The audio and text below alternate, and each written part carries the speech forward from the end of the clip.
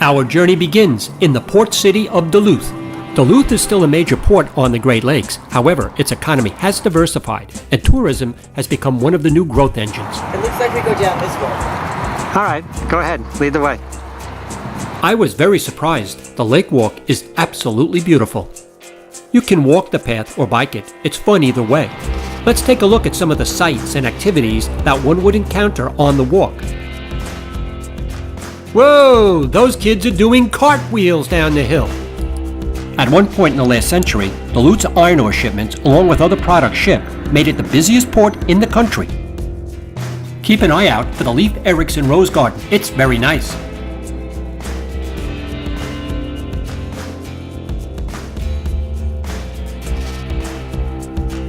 We have limited time, so we have to leave and head to another popular location, Canal Park.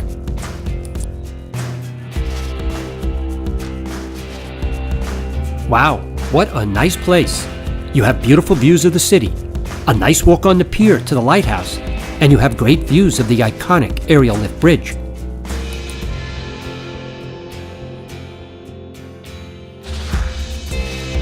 There are tourist shops and restaurants on the main drag.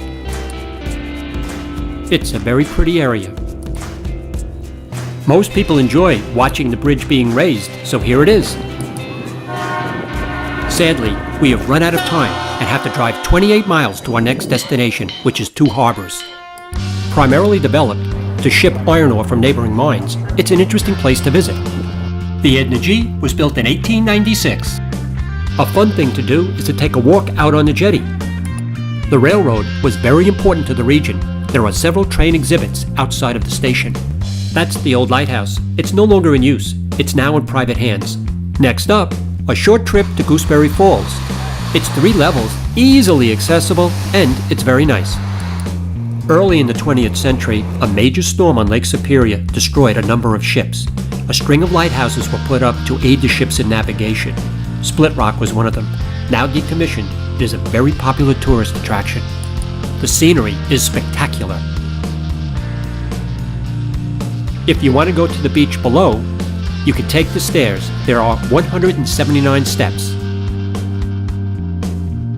The guided tour is well worth it. We really enjoyed Silver Bay and the surrounding area. Here are 2 of the beautiful state parks in the area.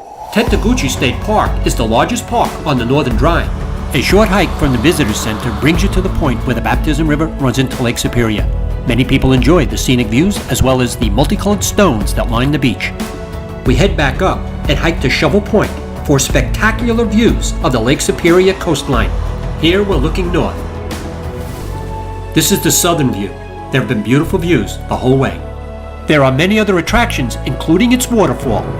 We're back on the road. We're heading 20 miles north to Temperance River State Park. We heard that the Hidden Falls hike is quite beautiful. We were not disappointed.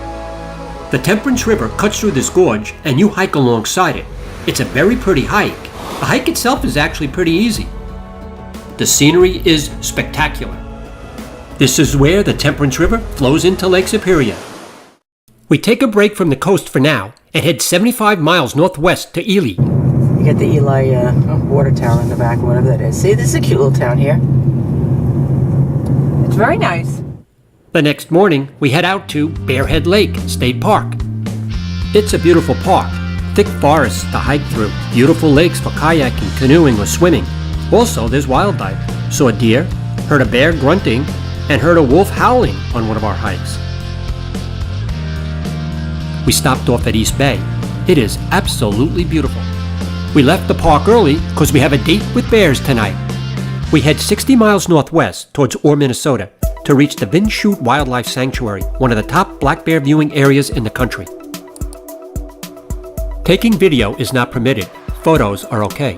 We're initially greeted by this cub who's hiding up in this tree. The staff puts food out late afternoon, so any bears in the area that wander through have access to a meal. This allows the staff to study their behavior. Now this was an interesting encounter. The bear on the taller tree trunk decides it doesn't want to share the food. It climbs down, confronts the other bear, and drives it away. This adolescent was very amusing to watch. Watch this. He tries to intimidate a larger bear. The larger bear walks over, gives him a headbutt to the chest, and knocks him on his butt twice. He runs off, then he tries to get into this cabin. Just look at him, he is funny. After spending 3 hours up in the tree, the cub sees its mom. It climbs down the tree and the two of them run off into the woods. We saw at least 15 bears while we were there. It's an amazing place. It runs on donations, so if you're in the area, visit the sanctuary and support the bears. The International Wolf Center in Ely is an interesting place to visit. The orientation on wolves is very good and very informative. You can view various exhibits while you're there, as well as their wolf pack. You can view the wolf pack through a glass enclosure. We only saw 3 of the wolves while we were there. As we wrap things up in Ely, we hear that rain will be moving into the Lake Superior coastal areas later in the day. So we decide to drive 143 miles non-stop to Grand Portage. A light rain began to fall just as we started our hike. The hike to the upper falls is pretty easy. The boardwalk is the trail. When the trail gets to the waterfall, there are stairs that lead you to the highest viewpoint. This is what you'll see. If you're unable to walk up the stairs, just continue on the boardwalk a short ways and this will be your view. Due to the rain, we decided not to hike to the lower falls. We got lucky. We saw a fox out hunting. Interestingly, it buries its catch and goes out for more. Several miles away is a new national monument, the Grand Portage National Monument. It honors the Ojibwe people and their contributions to the fur trade business back in the late 1700s, early 1800s. It's an interesting place to visit. You'll learn a lot about the people, the area, and the fur trade business. It was a very good experience. We're up here at the Canadian border. Time to turn around. Saw a lot of deer on the road, so be alert. Unfortunately, here's one that didn't make it. The weather did not improve, so we bypassed Grand Marais and all other stops and made our way back to Silver Bay, and then it was on to Minneapolis. Check us out in Minneapolis if you have the time.